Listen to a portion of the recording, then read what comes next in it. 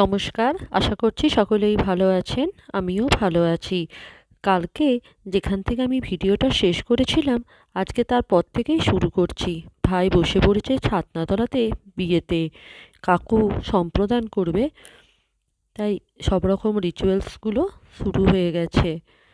বুঝতেই তো পাচ্ছেন, একটা বাবার কাছে তার মেয়েকে দান করে দেওয়া মানে কন্যাদান যাকে বলে, সেটা কত কষ্টকর।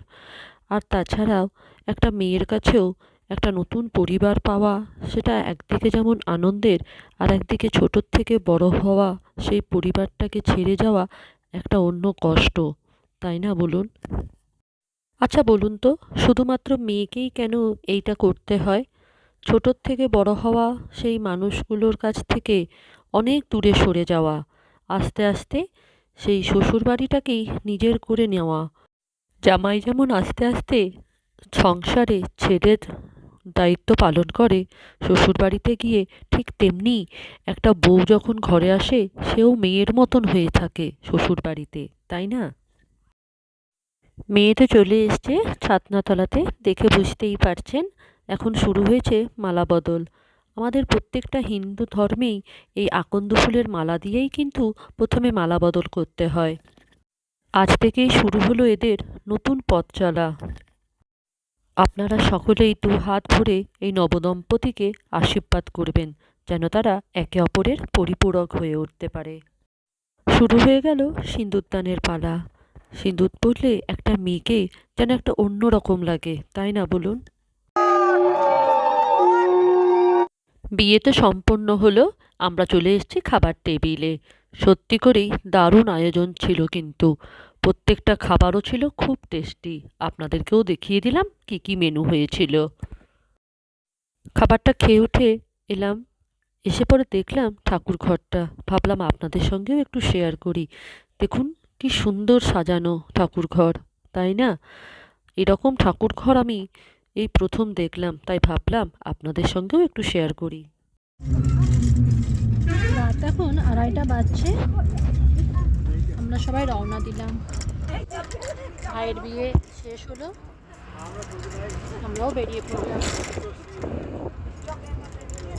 পুরো অন্ধকার রাস্তা।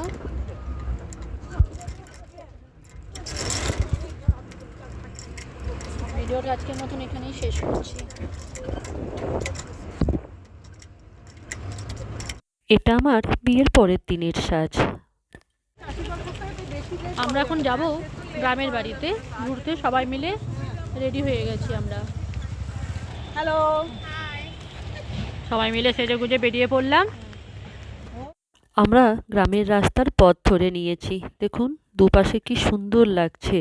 একদিকে যেমন সর্ষের ফুলগুলো হাওয়ায় দুলছে, আর একদিকে দেখুন কত আলুর চাষ হয়েছে, কি সুন্দর লাগছে মাঠগুলো, তাই না? আমরা গ্রামের রাস্তা দিয়ে পেরিয়ে যাচ্ছি, প্রায় বাড়ির কাছে আমরা চলেও এসেছি। এই যে এসে গেছি।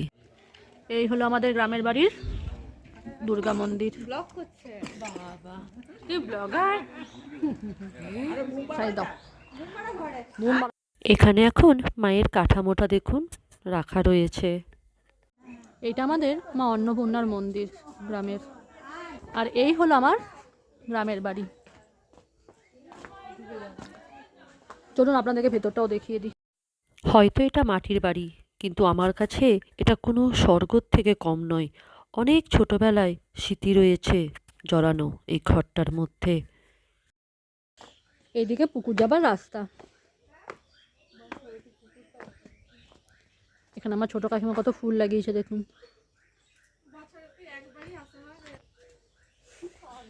এইটা হলো পুকুর যাবার রাস্তা আমাদের। এই যে দূরে দেখুন, এটাই পুকুর।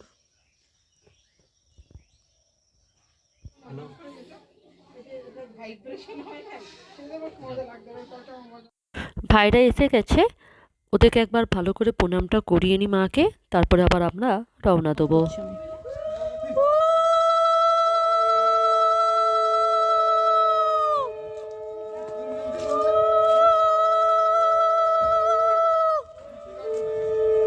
ফার্স্টে মায়ের মন্দিরে প্রণাম করে নাও। আজকের মতন তাহলে ভিডিওটা আমি এখানেই শেষ করছি।